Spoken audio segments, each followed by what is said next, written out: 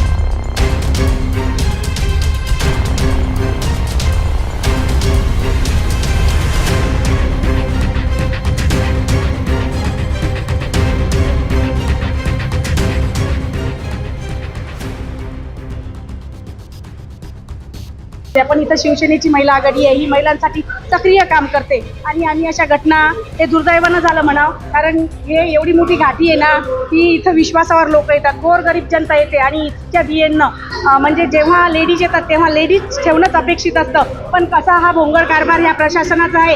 आणखीन वर म्हणतात की आम्हाला सरकार सांगते, सरकार हे सांगते का की महिलांवर अत्याचार करा?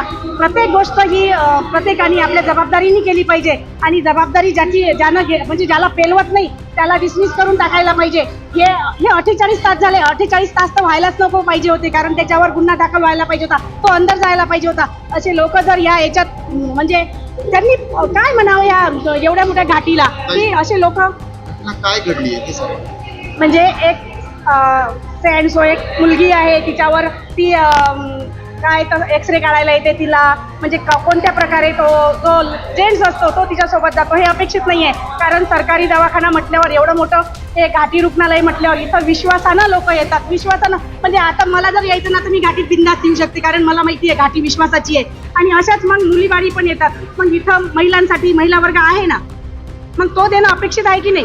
बरं, अपेक्षित म्हणजे काय नेमकं काय म्हणावं आता, कसं म्हणावं या सरकारला, की जिथं माणसं पाहिजे तिथं माणसं द्या, जिथं बाया पाहिजे तिथं बाया द्या आणि बायांवर अत्याचार नाही झाले पाहिजे। हे आता इथं संभाजीनगरचं पण काम आहे। सुषमा अनिल यादगिरे, उपशहर संघटक, शिवसेना, उद्धव बाळासाहेब ठाकरे।